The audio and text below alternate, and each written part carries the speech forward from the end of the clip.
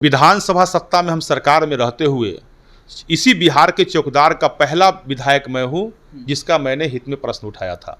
उस समय भी हमने प्रश्न किया था जो अनुकंपा के आधार पर चौकीदारों के परिवार को नौकरी मिलना चाहिए, चूंकि उनके पास में परंपरागत पेशा है।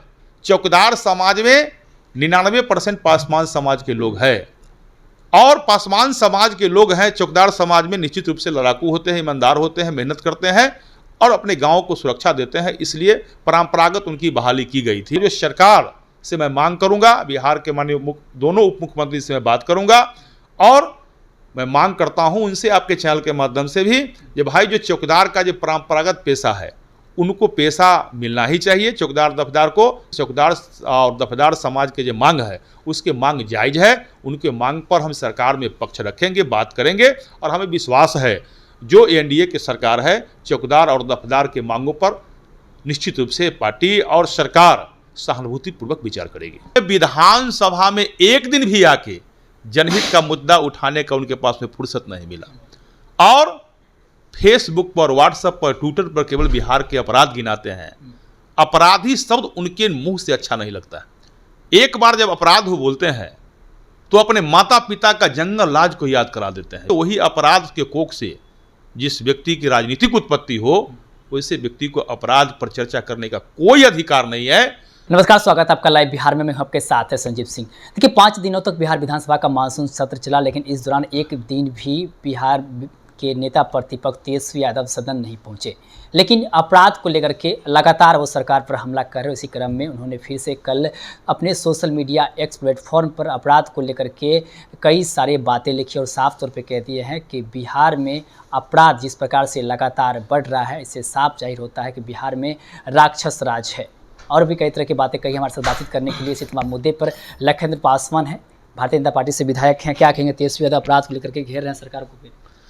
देखिए, दुर्भाग्य है बिहार का, ये 5 दिनों तक सदन चला और बिहार के लोगों के प्रति, जनमानस के प्रति नेता विरोधी दल, एक संवैधानिक पद पर बैठा हुआ व्यक्ति कितना संवेदनशील है जो उन्होंने विधानसभा में एक दिन भी आके जनहित का मुद्दा उठाने का उनके पास में फुर्सत नहीं मिला और फेसबुक पर, व्हाट्सएप पर, ट्विटर पर केवल बिहार के अपराध गिनाते हैं। अपराधी शब्द उनके मुंह से अच्छा नहीं लगता। एक बार जब अपराध हो बोलते हैं तो अपने माता पिता का जंगल राज को याद करा देते हैं। बिहार की जनता उस जंगल राज से आज भी डर जाती है, भयभीत हो जाती है। अभी महाचौबट राज आ गया। और जिस समय उनके माता पिता की राज थी 90 के दशक में, बिहार में जिस प्रकार जंगल राज स्थापित हो गया था, हत्या अपहरण खुलेआम होता था और वो भी सत्ता के मुख्यमंत्री एक अन्य मार्ग से उसको सत्ता का संरक्षण मिला करता था।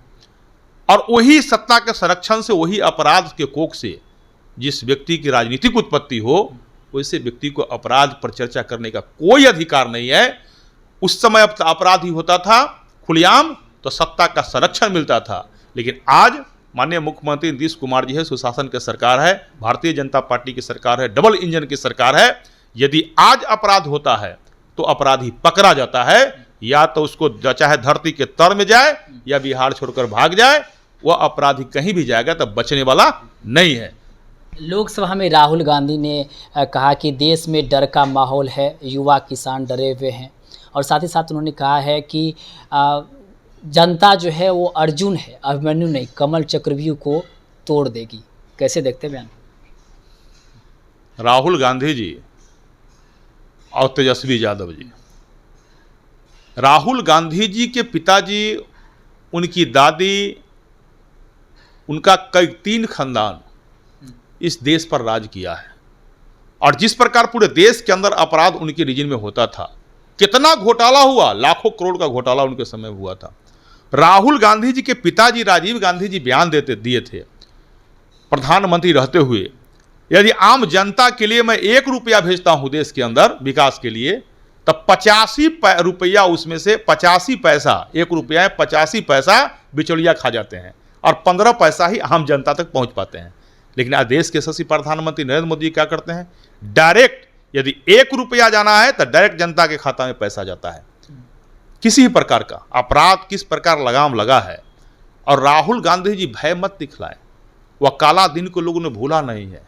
देश में जिस प्रकार इंदिरा गांधी जी ने आपातकाल ला दिया था, लाखों लोगों को जेल में डाला जा रहा था, आप जैसे पत्रकार जो मीडिया के साथी है उनकी भी आज़ादी छीन ली गई थी। इसी बिहार के धरती से हजारों के लोग जेल गए थे।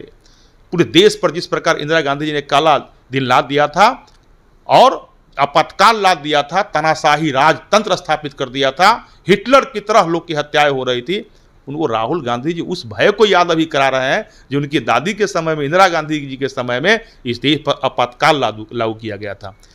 2025 से बिहार विधानसभा काफ़ी नज़दीक है। प्रदेश अध्यक्ष नए बने हैं दिलीप जायसवाल जी, क्या संगठन में और भी कुछ बदलाव होगा, क्या कुछ तैयारियां हैं? निश्चित रूप से मैं आपके चैनल के माध्यम से भी अपने नए प्रदेश अध्यक्ष डॉक्टर दिलीप जायसवाल जी को भारतीय जनता पार्टी अनुसूचित जाति मोर्चा के प्रदेश अध्यक्ष होने के नाते मोर्चा के साथियों की तरफ से मैं बधाई देता हूं। और इतना तो है कि निश्चित रूप से जिस प्रकार आम लोगों में भारतीय जनता पार्टी के कार्यकर्ताओं में उत्साह है, इसका झलक 25 में देखने को मिलेगा और 200 पार करके बिहार में एनडीए की सरकार पुनः बनेगी। बिहार विधानसभा का मानसून सत्र चल रहा था, इस दौरान चौकीदार दफदार का जो मुद्दा है ये काफ़ी गर्म था, आंदोलन भी कई जगह चल रहे थे। चिराग पासवान की जो पार्टी है लोक जनशक्ति पार्टी, रामविलास, उनके भी कई नेता आप ही घटक दल के हैं, वो भी पहुँचे थे, अमरण अनशन पर बैठे थे, तो पानी पिला करके जो है अनशन को तुड़वाए थे। आप लोग उनके साथ हैं, भारतीय जनता पार्टी में आप हैं, विधायक हैं, आप भी कहीं ना कहीं पासवान समाज से आते हैं, आप कितने साथ हैं? जब हम विधायक बनकर आए थे जनता की कृपा से, प्रथम बार पार्टी के आशीर्वाद से, तो विधानसभा सत्ता में हम सरकार में रहते हुए इसी बिहार के चौकीदार का पहला विधायक मैं हूँ जिसका मैंने हित में प्रश्न उठाया था। उस समय भी हमने प्रश्न किया था जो अनुकंपा के आधार पर चौकीदारों के परिवार को नौकरी मिलना चाहिए, चूंकि उनके पास में परंपरागत पेशा है। चौकीदार समाज में 99% पासवान समाज के लोग हैं और पासवान समाज के लोग हैं। चौकीदार समाज में निश्चित रूप से लड़ाकू होते हैं, ईमानदार होते हैं, मेहनत करते हैं और अपने गाँव को सुरक्षा देते हैं, इसलिए परंपरागत उनकी बहाली की गई थी। तब मैं सरकार से मांग करता हूं जो उनको दूसरा कोई पेशा नहीं है। चौकीदार के परिवार जो लाठी लेकर आम जनता को रक्षा करता है गांव में, और परंपरागत उनका पेशा है, तो उनको पेशा बरकरार रखना चाहिए। और चौकीदारी पीरियड में कोई भी मृत्यु होती है तो उनके परिवार के लोग को भी अनुकंपा पर नौकरी मिलना चाहिए। और जो सरकार से मैं मांग करूंगा, बिहार के माननीय दोनों उप मुख्यमंत्री से मैं बात करूंगा और मैं मांग करता हूं उनसे, आपके चैनल के माध्यम से भी, कि भाई जो चौकीदार का जो परंपरागत पेशा है उनको पेशा मिलना ही चाहिए, चौकीदार दफदार को। और हमने विधानसभा में भी क्वेश्चन किया था जब हम सत्ता में थे, और आज भी हम सत्ता में हैं, लेकिन चौकीदार और दफदार समाज के जो मांग है उसके मांग जायज़ है। उनके मांग पर हम सरकार में पक्ष रखेंगे, बात करेंगे और हमें विश्वास है जो एनडीए की सरकार है चौकीदार और दफदार के मांगों पर निश्चित रूप से पार्टी और सरकार सहानुभूतिपूर्वक विचार करेगी। चलिए, बहुत बहुत धन्यवाद। तो हमारे साथ बातचीत करते हैं लखन पासवान जी, इन्होंने साफ तौर पे कहा कि चौकीदार और दफदार का जो मांग है वो जायज़ मांग है और सबसे पहले हमने इस मांग को उठाया था। साथ ही साथ उन्होंने कहा है कि दोनों डिप्टी सीएम से हम बातचीत करेंगे, मुलाकात करेंगे और इस मांग को लेकर के हम उसके सामने जो है कई सारे बातें करेंगे। और साथ ही उन्होंने कहा कि बिहार विधानसभा का जो सत्र चलता उस दौरान भी हमने आवाज़ उठाई थी और आगे भी आवाज़ उठाते रहेंगे। यानी साफ तौर पर उन्होंने कहा कि हम उनके साथ खड़े हैं। और भी कई तरह की बात कर रहे थे, आप भी सुन रहे थे, क्या कुछ कर रहे थे, आप भी अपनी राय प्रतिक्रिया कमेंट बॉक्स के माध्यम से दे सकते हैं। आप देख रहे थे लाइव बिहार। बहुत बहुत धन्यवाद।